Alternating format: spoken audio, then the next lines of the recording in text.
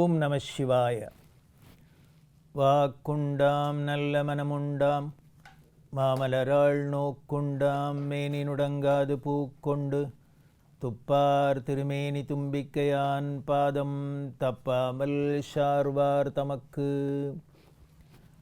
அரண்நாமம் 1000 பஸ்மபூதாய நமஹ அப்படின்னு பஸ்மம்னு சொல்லக்கூடிய திருநீர் விபூதி, அதை கொண்டே உலகத்தை எப்படி காப்பாற்றுறார், எப்படி அருள் செய்கிறது, அது அந்த விபூதி வடிவமாகவே சிவபெருமான் இருக்கார் அப்படிங்கிறதெல்லாம் பார்த்தோம். அடுத்த 542வது திருநாமம் ஓம் தரவே நமஹா அப்படின்னு இருக்கு. இதே திருநாமம் 685வது திரும்ப வரப்போகிறது. முன்னமே சொல்லியிருக்கோம், சில நாமங்கள்லாம் 2 தரம் வருது, சில நாமங்கள்லாம் 3 தரம் வருது, இன்னும் ஒரு சில நாமங்கள்லாம் 4 தரம் கூட வந்திருக்கு. ஆனால் வேறு வேறு பொருளில் வந்திருக்கு அப்படிங்கிறத பார்த்தோம் இல்லையா. இப்போ இந்த இடத்துல தரவே நமஹா அப்படின்னா இதோட பொருள் தரு அப்படின்னாலே மரம். அப்படின்னா இதோட பொருள் என்ன அப்படின்னா மரம் வடிவமாக இருக்கக்கூடியவர், விருட்ச வடிவமாக இருக்கக்கூடியவர் அப்படின்னு அர்த்தம். பொதுவாகவே நமது சனாதன இந்து மதத்தில் இயற்கையில் உள்ள எல்லாத்தையும் கடவுளாக வழிபடுறதுங்கிறது ஒரு மரபு. நதியாக இருக்கட்டும், கடலாக இருக்கட்டும், மலையாக இருக்கட்டும், செடியாக இருக்கட்டும், ஏன்ன விலங்கினங்களாக இருக்கட்டும், எல்லாத்தையும் கடவுளாக வழிபடுறது. அது காரணம் என்ன அப்படின்னா அந்த கடவுளான இயற்கைன்னு சொல்கிறோம். அந்த பரம்பொருளோட பலவிதமான தோற்றங்கள் தான் இது. இது பல நாமங்களில் முன்னாலேயே நம்ம பார்த்துருக்கோம். இந்த இடத்துல மரம் அப்படின்னா சாதாரண மரம் மட்டும் இல்லை, கற்பகம் முதலான மரவடிவமானவர் அப்படின்னு அர்த்தம். கற்பகத்தரு அப்படின்னு ஒன்று இருக்குது, நமது புராணங்கள்லாம் சொல்லியிருக்கு. அதாவது தேவலோகத்தில் இருக்கக்கூடிய 5 விதமான மரங்கள், இதை ரொம்ப பெருமையாக சொல்லியிருக்கு, விசேஷமாக சொல்லியிருக்கு. அந்த 5 மரங்கள் என்ன அப்படின்னா கற்பகம், பாரிஜாதம், ஹரிச்சந்தனம், மந்தாரம், சந்தானம் அப்படிங்கிற 5 மரம். நமக்கு கற்பக விருட்சம் கற்பக மரம் வேணால் தெரியும், மீதி 4ஓட பேரே தெரியுமா தெரியாது. பாரிஜாதம்ங்கிறது கூட கொஞ்சம் கேள்விப்பட்டிருப்போம். ஆனால் இந்த ஹரிச்சந்தனம், மந்தாரம், சந்தானம் அப்படிங்கிறதெல்லாம் கேள்வியே பட்டிருக்க மாட்டோம். இந்த 5 மரமும் எங்கேருந்து வந்தது, எப்படி வந்தது அப்படின்னா தேவர்களும் அசுரர்களும் சேர்ந்து பார்க்கடலை கடைஞ்சா இல்லையா, அமிர்தம் வேணும் அப்படின்னு.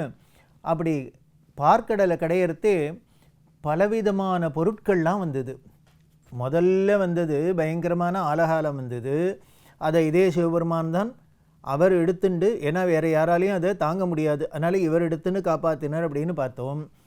அதுக்கப்புறம் பல அபூர்வமான விஷயங்கள்லாம் வந்தது. அந்த பார்க்கடல்லேருந்து தான் மகாலட்சுமியே வந்தாள், சந்திரன் வந்தார், இதெல்லாம் இப்படி வந்தது. ஐராவதம் வந்தது, உச்சஸ்ரவஸுங்கிற குதிரை வந்தது, இதெல்லாம் இந்திரன் எடுத்துட்டார். அப்போது ஒரு இந்த 5 மரமும் வந்தது. கற்பகம், பாரிஜாதம், ஹரிச்சந்திரம், சந்தானம், மந்தாரம் அப்படிங்கிற இந்த 5 மரமும் வந்தது. இந்த மரங்களுக்கு என்ன ஒரு பெருமை அப்படின்னா இந்த மரத்துக்கு அடியில் நாம் உட்காந்துண்டு என்ன நினச்சாலும் உடனே கையில் வந்துடும். அதனால் ஒரு ஔவையார் ஒரு பாட்டில் சொல்கிறா, இந்த கற்பக மரத்துக்கு அடியில் நின்றுண்டு எத்தனை நினச்சாலும் வந்துடும், ஆனால் என்ன நினைக்கிறவங்க புத்திசாலியாக இருக்கணும், கெட்டிக்காரனாக இருக்கணும். கற்பக மரத்துக்கு அடியில் உட்காந்துட்டு அழகால விஷம் வந்துடுமோ அப்படின்னு நினச்சா கையில் வந்துடும், அவ்வளோதான். நமக்கு எதான உடம்புக்கு வந்துடுமோ, வியாதி வந்துடுமோ அப்படின்னு நினச்சா வந்துடும், அவ்வளோதான். அதனால் நினைக்கிறவன் ரொம்ப புத்திசாலியாக இருக்கணும், கெட்டிக்காரனாக இருக்கணும். அப்போ தான் நல்லதை நினைக்க தோணும், நல்லது வரும் அப்படின்னு ஔவையார் வான் பண்ணுறா, ஜாகிரதை பண்ணுறா.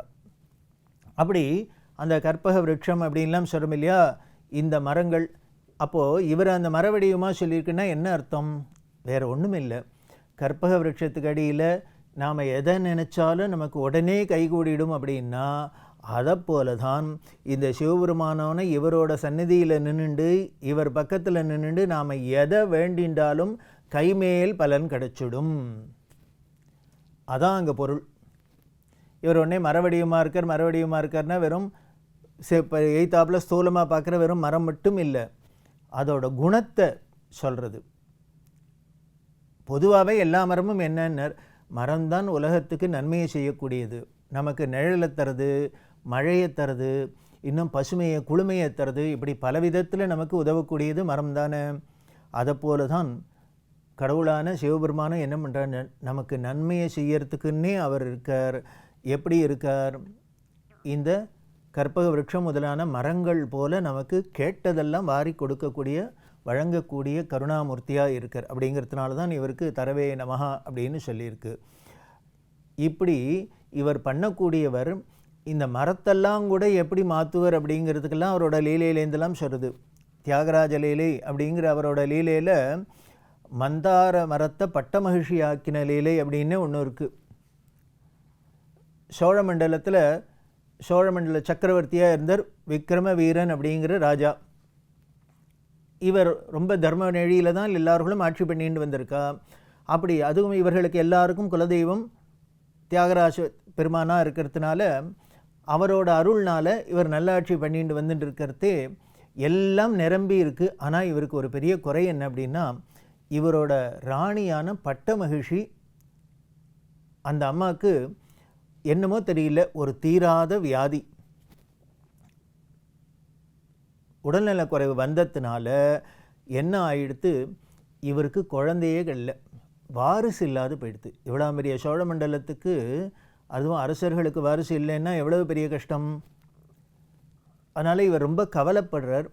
அதுக்கும் மேலே என்ன அப்படின்னா, இந்த கஷ்டத்துக்கு மேலே கஷ்டமாக இப்படி உடம்பு சரியில்லாத ராணி இருந்தால் ராஜவைத்தியம்னு ராணிக்கெல்லாம் என்ன உடம்புனாலும் அரண்மனையில் அரசகுலத்தில் யாருக்கு என்ன உடம்புனாலும் எவ்வளவு நாம் சௌரியம் பண்ணி அவர்களுக்கு சிகிச்சையெல்லாம் கொடுக்கலாம்ங்கிறத பார்க்குறோம். அப்படி இருக்கிறதே பட்டமகிழ்ச்சிக்கு உடம்பு சரியில்லை அப்படின்னா ராஜாவும் என்னெல்லாமோ வைத்தியம் பண்ணி பார்த்தார், எல்லாம் பரிகாரம் எல்லாம் பண்ணி பார்த்தாச்சு. ஆனால் கடைசியில் முடிவு என்ன ஆயிடுத்து அப்படின்னார், பட்ட மகிழ்ச்சி காலமாயிட்டா, போயிட்டா. அப்படின்னா இது ஆனோன்னு இந்த விக்ரம வீர ராஜாவுக்கு ரொம்ப மனசு ஒடிஞ்சு போச்சு. இப்படி நமக்கு வாரிசும் இல்லாத போச்சு, இப்போது பட்ட மகிழ்ச்சியும் இல்லாத போயிட்டா. இவர் ரொம்ப அதனால் என்ன பண்ணினார், ஒரு பைத்தியம் பிடிச்சாப்பில் ஆகிடுத்து. இவருக்கு பிடிச்சி ஒரு பித்தன் மாதிரி நாட்டை கவனிக்கலை, அரசாட்சியை பார்க்கல, ஒன்றும் பண்ணலை. இவர் பாட்டுக்கு இப்படி திரிய ஆரம்பிச்சுட்டார். பைத்தியம் பிடிச்சாப்பில் ஊரில் திரிய ஆரம்பிச்சுட்டார். இப்படி போயின்னு இருக்கார், காட்டில் போனார், எங்கே போனார், அவர் பாட்டுக்கு போயின்னு இருக்கார், கால் போன போக்கில் போயின்னு இருக்கார். அவர் ரொம்ப மனசு ஒடிஞ்சு போய் அப்படியெல்லாம் விரக்தியில் போக ஆரம்பிச்சிட்டார். மந்திரிமார்கள்லாம் பார்த்தா இது என்ன விபரீதமாக போயிடுத்து, ராஜா இல்லை அப்படின்னா நாடே தத்தளிக்கிறது, ஜனங்கள்லாம் ரொம்ப வருத்தப்படுறா. இப்படி ராஜாவுக்கு ஆயிடுத்தே, நல்ல ராஜா தானே, இவர் குடும்பத்தில் ஏன் இப்படி ஆச்சு அப்படின்லாம் ரொம்ப வருத்தப்பட்டு எல்லாருமே மந்திரிமார்கள் ஊர் மக்கள்லாம் சேர்ந்து என்ன பண்ணான்னு தியாகேச பெருமான்கிட்ட வேண்டிண்டு அவருக்கு 3 மாத காலம் விசேஷமாக அபிஷேக பூஜையெல்லாம் பண்ணி, இந்த ராஜ குடும்பத்துக்கு வந்த கஷ்டத்தை நீங்கள் தான் போக்கி வைக்க முடியும், வேறு எதாலையும் போக்க முடியலன்னு எல்லாத்தையும் முயற்சி பண்ணி பார்த்தாச்சு, ஒன்றுத்துக்கும் சரியாக வரல, அதனால் நீங்கள் தான் அருள் பண்ணணும்னு அவர் மனம் குளிர்ந்து அருள் பண்ணட்டும் அப்படிங்கிறதுனால 3 மாத காலம் தியாகேச பெருமானுக்கு விசேஷமாக அபிஷேகம் ஆராதனை பூஜை எல்லாம் பண்ணினா நாட்டு மக்கள் அத்தனை பேரும் சேர்ந்து மந்திரிமார்கள்லாம் சேர்ந்து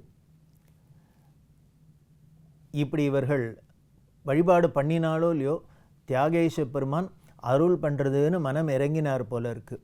அப்படி இருந்துன்னு இருக்கிறதே ஈஸ்வரதாசர் அப்படின்னு ஒரு வித்வான்,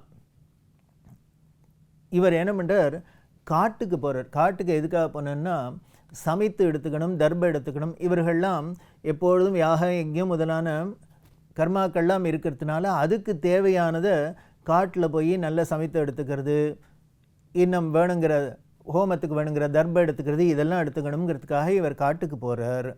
இப்படி காட்டில் போய் எல்லாம் தேடிண்டு வரத்தை பார்த்தா அங்கே ஒரு மரம், மந்தார மரம் ஒன்று நிற்கிறது. அந்த மந்தார மரத்துக்கு அடியில் ஒரு சிவலிங்கம் இருக்குது. அதை பார்த்தார். அதை விட ஆச்சரியம் என்ன அப்படின்னா, அந்த சிவலிங்கத்தோட அந்த பாதம் அப்படின்னு சொல்லுமே இந்த பீட பாகத்தில் யாரோ ஒருத்தர் விழுந்து கிடக்கார், மயங்கி போய் விழுந்து கிடக்கிறத பார்த்தார். இந்த ஈஸ்வரதாசர் வந்துட்டு, யார் இந்த காட்டில் ஒரு மரத்துக்கு அடியில் இப்படி மயக்கமாக விழுந்து கிடக்காளே அப்படின்னு திருப்பி முகத்தை எடுத்து பார்த்தா இவருக்கு தூக்கி அறுப்பட்டது என்னென்ன, தன்னோட நாட்டில் இருந்த ராஜாவான விக்ரம வீரன். இவர் அங்கே தெரிஞ்சு இங்கே தெரிஞ்சு காட்டில் ஏதோ என்னமோ ரொம்ப ஒரு துக்கத்தில் கஷ்டப்பட்டு பட்ட மகிழ்ச்சியும் போயிட்டாளேன்னு இப்படி வந்து கிடக்கார். ஆனால் என்ன ஆயிடுத்து, இவர் திருப்பினாரோ இல்லையோ, அடுத்த நிமிஷம் ஒரு அதிசயம் நடந்தது தியாகேச பெருமானோட அருளால். இப்போது இவர் ஒரு மாதிரி பைத்தியம் பிடிச்சாப்பில் இவர் போய் காட்டில் திரிஞ்சுட்டு இவர் உணவு இல்லை அன்னாகாரம் இல்லாத இருக்கார் இல்லையா, அப்போ மயங்கி விழுந்திருக்கார் இல்லையா, விழறதே எங்கே எதேச்சியாக தான் நடந்திருக்குது. விழுந்திருக்கிறதே எங்கே வந்திருக்காருன்னா இந்த மந்தார மரத்துக்கு அடியில் இருந்த இந்த சிவலிங்கத்து காலில் வந்து விழறாப்பில் விழுந்திருக்கார். எப்போ இவர் மயக்க நிலையிலையும் அந்த சிவபெருமானோட காலில் விழுந்தாரோ இல்லையோ, இவரோட தலை அந்த பரம்பொருளான அவரோட பாதத்தில் பட்ட அடுத்த நிமிஷம் என்ன ஆச்சு அப்படின்னா, இவர் தூக்கத்திலேருந்து ஏந்திருக்கிறாப்புல விக்ரம வீரன் ராஜா ஏந்துட்டார். இவரோட வருத்தம் போச்சு, மன தெளிவு ஏற்பட்டது. அறியாமையினால தானே இப்படிலாம் பண்ணிட்டு இருக்காரு. அதாவது உலகம் அப்படின்னு இருந்ததுன்னா அதில் இதெல்லாம் வியாதி வருதோ, இனிமேல் போகிறதோ, இனிமேல் பிறப்போ இறப்போ இதெல்லாம் சகஜம் அப்படிங்கிறத எல்லாராலையும் ஏற்றுக்க முடியுமா? எடுத்துக்க முடியல. இது அறியாமையில் தானே. அதனால் என்ன பண்ணார், இவர் இப்படி அறியாமையில் இப்படி எல்லாம் நாட்டையும் விட்டுட்டு எல்லாம் பண்ணிட்டு இப்படி பைத்தியம் மாதிரி தெரிஞ்சுட்டு இருக்கார் இல்லையா. அப்படி இருந்த இந்த அறியாமை சிவபெருமானோட பாதத்தில் எதேச்சியாக இவர் தலைப்பட்டத்தில் தெளிவு ஏற்பட்டது. அடுத்த நிமிஷம் என்ன ஆச்சு அப்படின்னார், இந்த மந்தார மரத்துக்கு அடியில் தானே இந்த சிவபெருமான் இருந்தார், சிவலிங்கம் இருக்குது. அடுத்த அதிசயம் என்ன நடந்ததுன்னு, இந்த மந்தார மரம் ஒரு ரொம்ப அழகான ஒரு ராஜகன்னிகையாக எய்த்தாப்பில் வந்துருத்து. ராஜகன்னிகையாக வந்தது. எல்லாருக்கும் இந்த ஈஸ்வரதாசருக்கு ஆச்சரியமாக இருக்குது. இப்போ இந்த விக்ரம வீரனுக்கு ஆச்சரியம் இருக்குது. நம்ம இப்படி இருந்தோம், இப்போ என்னடானா அதிசயமாக இப்படி நடந்துருத்தே அப்படின்னு. உடனே ஆகாயவாணியில் சிவபெருமான் சொல்கிறார், நீ உனக்கு வாரிசு இல்லைன்னு குறப்பட்டுண்ட, அதே மாதிரி பட்ட மகிழ்ச்சியும் போயிட்டான்னு கவலைப்பட்டுண்ட, இதோ உனக்கு பட்ட மகிழ்ச்சியை கொடுத்துருக்கேன் அப்படின்னு மந்தார மரத்தை பட்ட மகிழ்ச்சியாக்கி ராஜாட்ட சொல்கிறார். இவளை நீ அழிச்சுன்னு போ, இவளை திருமணம் பண்ணிக்கோ, இவளோட உனக்கு நல்ல வாரிசு பிறக்கும், நீ உன்னோட சோழ தேசம் நன்னா இருக்கும் அப்படின்னு ஆசீர்வதிக்க, இதை சாட்சியாக யார் ஈஸ்வரதாசர் தானே பார்த்துட்டுருக்கார். உடனே அவர் சந்தோஷப்பட்டு தியாகேச பெருமானோட பெருமையை வாயார புகழ்ந்துண்டு இந்த ராஜாவையும் புதுசாக வந்திருக்கிற இந்த பட்ட மகிழ்ச்சியான ராணியையும் அழிச்சுட்டு ஊருக்குள்ளே வரா. ஊருக்குள்ளே வந்து மந்திரிமார்கள்லாம் சொல்ல, இது மாதிரி நடந்த கதையெல்லாம் சொல்ல, ஈஸ்வரனோட அருள்னால் ஒரு மரம் பட்ட மகிழ்ச்சியாக எடுத்து, மந்தார மரம் பட்ட மகிழ்ச்சியான அதிசயத்தை பார்த்தோம் அப்படின்னு இவர் கண்ணால் பார்த்தேன்னு சொல்ல, எல்லாரும் தியாகேச பெருமானோட பெருமையை புகழறா.